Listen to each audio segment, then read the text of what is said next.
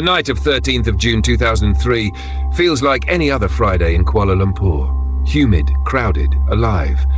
Bangsar is glowing, restaurants full, bars humming, the kind of night where people lean back in their seats and let the weekend begin early.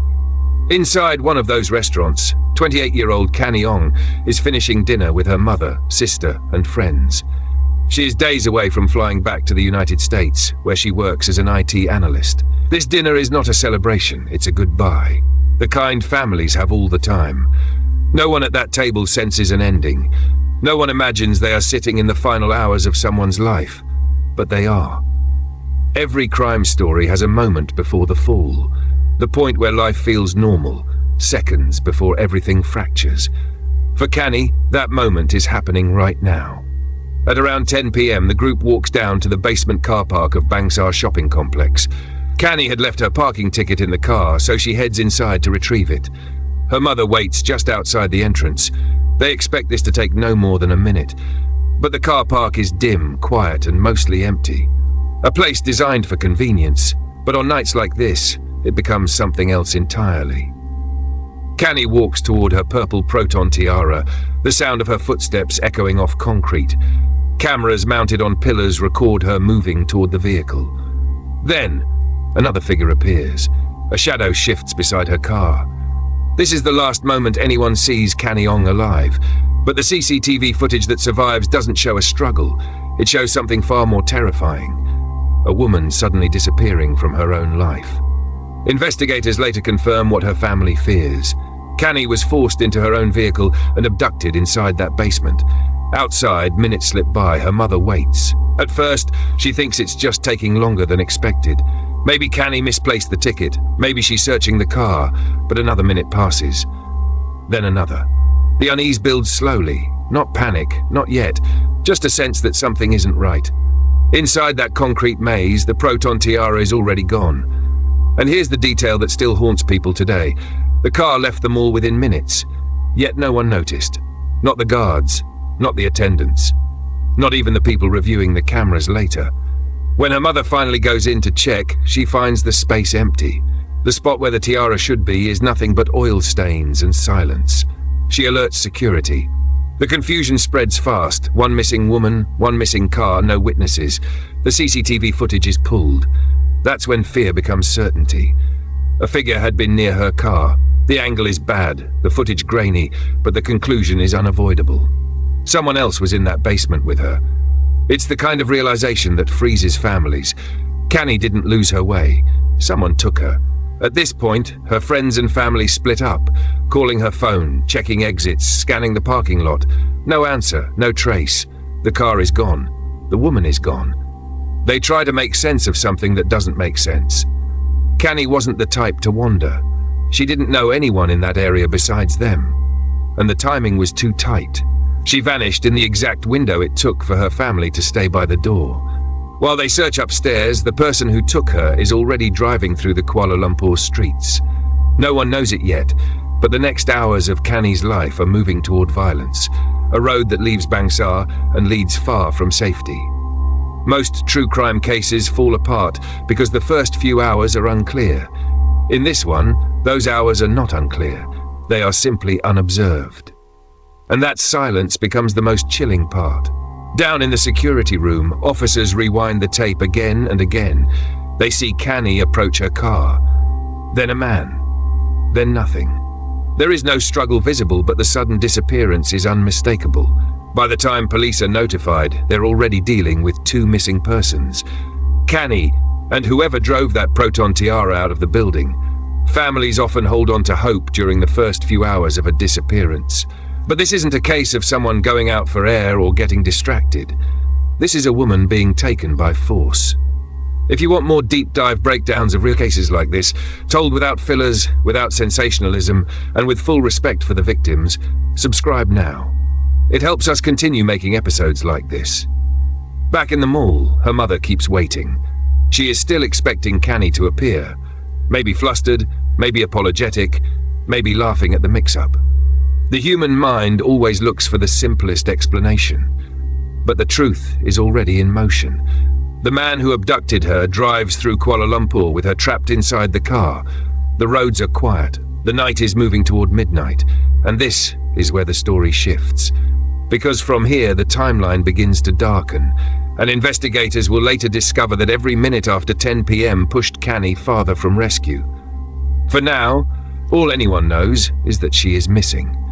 But within hours, the abduction becomes something worse, something violent, something fatal, and by morning, her family will report her as missing. But the woman they are searching for is already beyond their reach. When the Proton Tiara leaves the Bangsar Shopping Complex around 10 p.m., the city is still alive. Headlights cutting through the night, motorbikes weaving through traffic, roadside restaurants closing late. Nobody knows that inside one of those moving cars is a woman fighting for her life. The driver is Ahmad Najib Aris, a 27-year-old aircraft cleaner. He forces Canny deeper into the seat and speeds away from Bangsar. Her phone is silent. Her family is already frantic, but the city is too big, the roads are too many, and the night is too dark. The horror of this case isn't in randomness, it's in the duration. Canny was held for hours, and somewhere in that window, every possibility of rescue collapses. As the car heads toward Old Klang Road, the streetlights thin out. The route becomes industrial, quieter, with stretches of darkness between buildings. Investigators will later reconstruct the path through Najib's confession and physical evidence. The timeline is grim but clear. Canny is brought underneath a flyover near Taman Datuk Harun, not a place anyone would willingly stop in the middle of the night. But for Najib, it's isolated enough, hidden enough, and loud enough with passing traffic to drown out what happens next.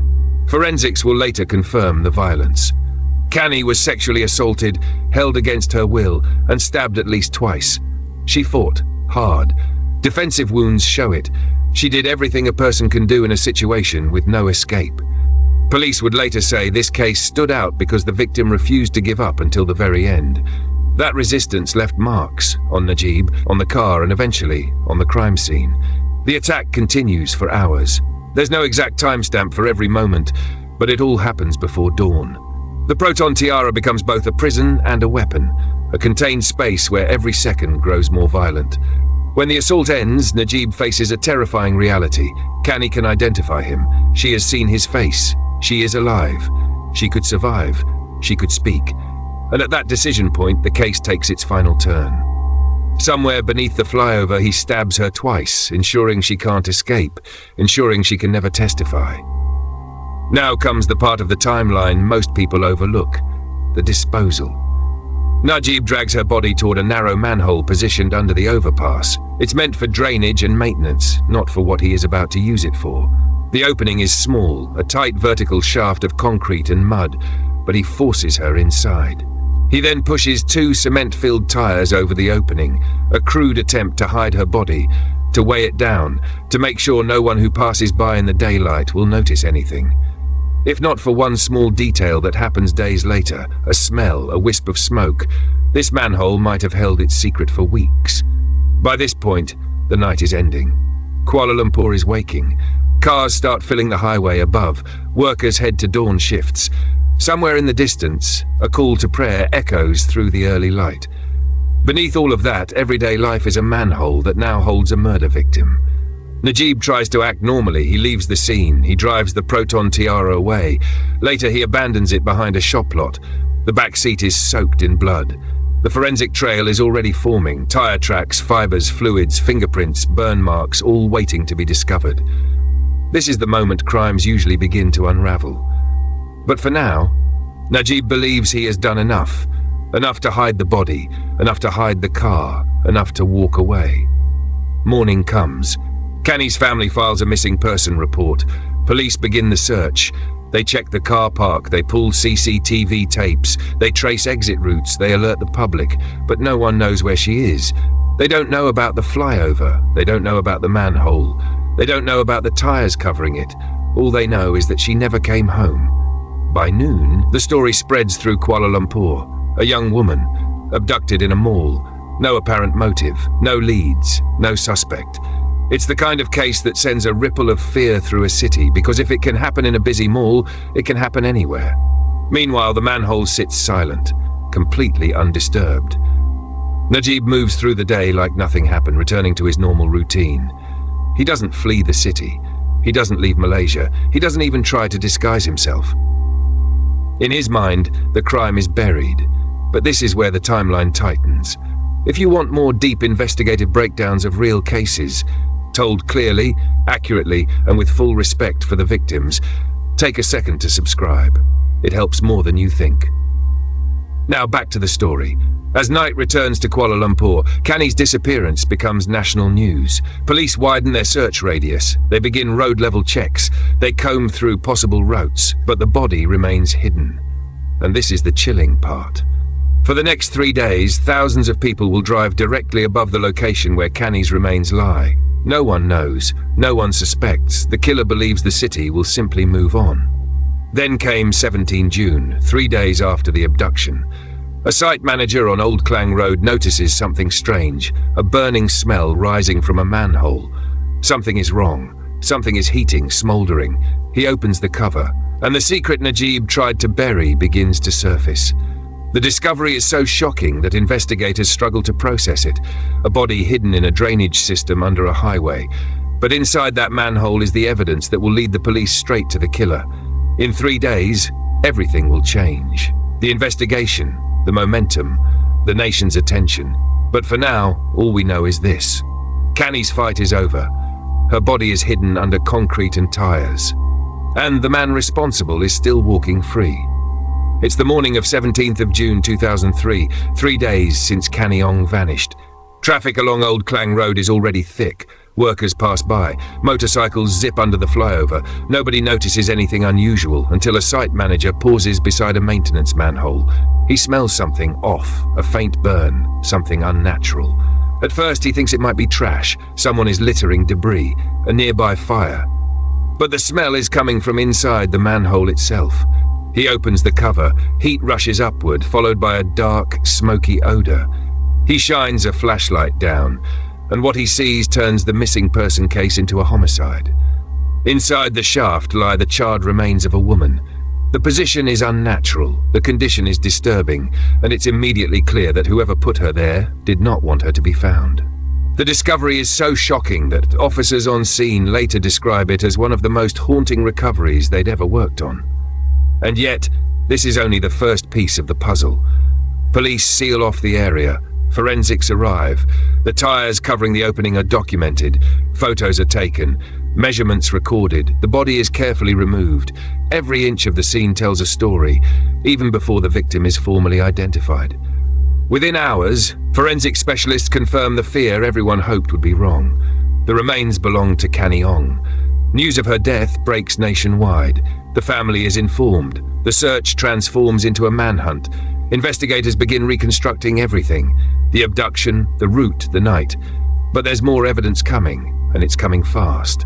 Because just 1 day later, police uncover something that blows the case wide open. On 18th of June, Canny's purple Proton tiara is located behind a shop lot near Old Klang Road. It's abandoned, hidden, but not clean. Officers open the door. The smell hits first, then the sight. The back seat is soaked in blood. Forensic analysts immediately take samples. They swab the interior. They dust the steering wheel, the door handles, and the seatbelt buckle.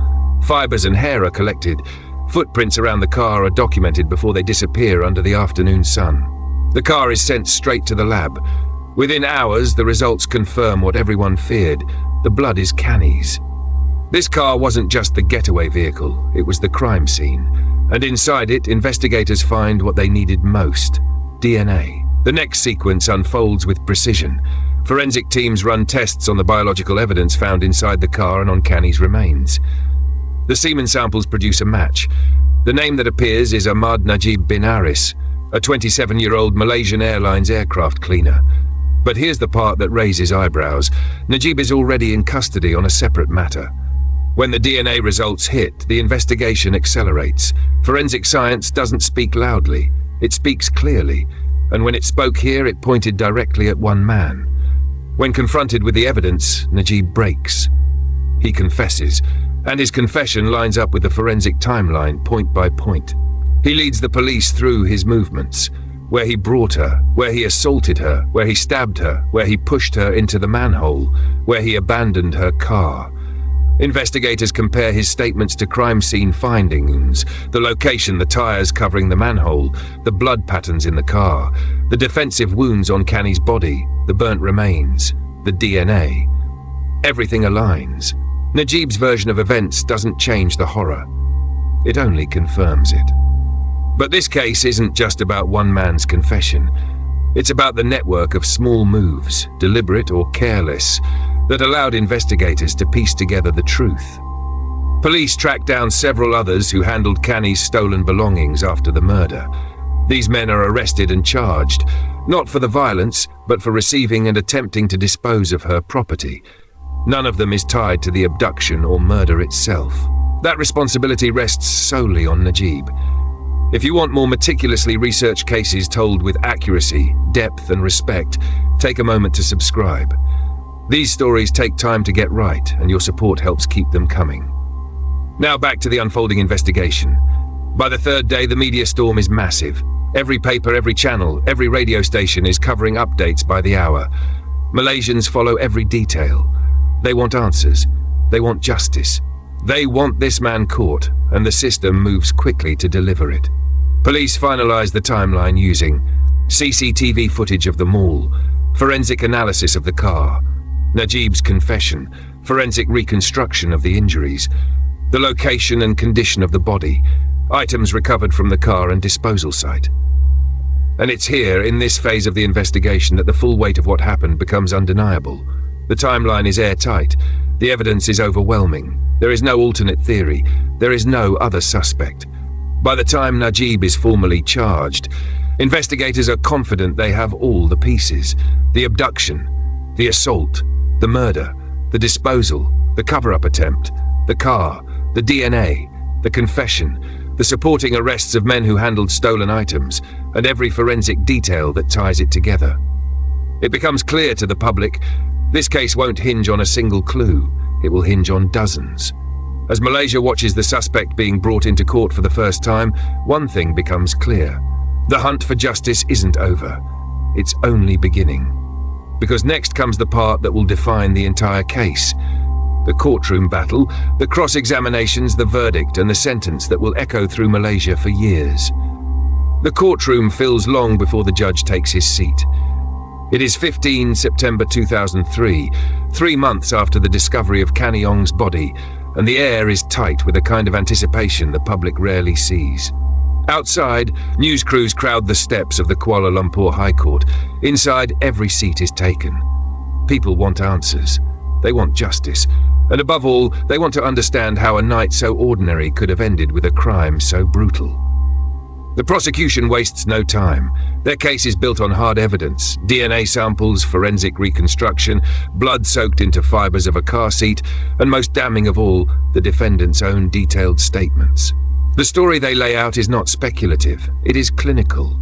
Every detail aligns: where she was taken, where she was assaulted, where she was stabbed, where her body was hidden. And as the testimony unfolds, the courtroom stays painfully quiet. The kind of quiet that doesn't come from respect, but from disbelief. But then something unexpected happens during the trial, something that shifts the mood in the room. Multiple witnesses take the stand, forensic analysts, police officers, and experts who map out the evidence with precision. The DNA match alone leaves almost no room for doubt. The probability of it belonging to anyone else is astronomically small. When the prosecution presents this, the defense table stiffens. The numbers do not bend. Then comes the moment people still talk about today. The defendant, Ahmad Najib Aris, recants parts of his earlier confession, claiming he had been coerced, pressured, misunderstood. But the statements he gave before had details that only the perpetrator could know, and the physical evidence mirrors those details with uncanny accuracy. The judge listens, stone-faced, and yet the trial does not rush. The process continues for months, and just when the public begins to think the outcome is inevitable, a new argument is raised, one that threatens to complicate everything. Najib's defense leans heavily on the claim that pieces of his prior admission were forced, that police pressure shaped parts of his narrative. They argue that the timeline is murky, that the reconstruction relies too heavily on statements rather than eyewitnesses. But the prosecution stands firm. The DNA, the car, the blood, the location of the body, the matching injuries to the recovered weapon. Every point reinforces the same story. Outside the courthouse, Malaysians hold their breath. This isn't just a trial anymore. It's a national reckoning. A reminder of how fragile safety can be. If you're finding this breakdown valuable and you want more deep, fact-driven cases like this, hit subscribe. It helps the channel reach more people, and it ensures you don't miss the next investigation. As the trial approaches its final weeks, something shifts in the public psyche. People begin gathering at malls with more caution. Car parks tighten security, newspapers run editorials on women's safety. The case has moved beyond headlines. It has become a cultural mirror. And then, the verdict. It is 23rd of February 2005 when the judge returns to the bench for the final time. Cameras flash, the defendant stands. The room falls still. The High Court finds Ahmad Najib Aris guilty. Guilty of rape, guilty of murder, and guilty of committing one of the most haunting crimes Malaysia has ever seen. The sentence is blunt, decisive, unmistakable. Death for murder. 20 years in prison and 10 strokes of the cane for rape. No one in the courtroom moves for several seconds. But the story doesn't end at sentencing, because what follows is a legal battle that drags on for more than a decade. From 2005 to 2016, the case moved through Malaysia's appellate courts. Each stage ends the same way. The conviction stands, the sentence stands. The evidence remains too strong to overturn. For the Ong family, these years are a cycle of reopening wounds. Every appeal forces them to relive the details again. The timelines, the forensic breakdowns, the horrific final hours. And every time, the court delivers the same conclusion. The right man was convicted. On the 23rd of September 2016, 13 years after the crime, the final chapter closes. Najib is executed by hanging at Kajang prison. There is no spectacle, no last-minute twist, just a quiet procedural end to a case that once shook the country. But here's something most people don't realize. The most significant part of the Canny Ong case didn't happen in the courtroom. It happened afterward. Across Malaysia, the case triggers real structural changes. Malls implement safer car park layouts. Women-only parking zones become standard. CCTV systems improve in quality and coverage. Security guards receive stronger oversight. Emergency call buttons begin appearing in basements and stairwells. Public awareness campaigns push for safer late-night commuting. The shock of Canny's case creates a blueprint for prevention. Even today, 2 decades later, you can walk into a Malaysian shopping complex and see reminders of those reforms. Signs, procedures, patrols, all shaped by one night in 2003. And this is the piece that lingers. Canny Ong was doing something ordinary, something routine, something millions of people do every day. She walked to her car. Her story forced a country to reconsider what ordinary really means and what safety requires when darkness settles over a city. The legacy of this case isn't just the conviction or the reforms or the national debate. It's the awareness that grew out of a tragedy, the understanding that vigilance saves lives and that no act of violence should ever be allowed to fade quietly into the background. Even now, the name Canny Ong remains a warning, a reminder, and a symbol of why justice must be pursued relentlessly and why the world cannot afford to forget her.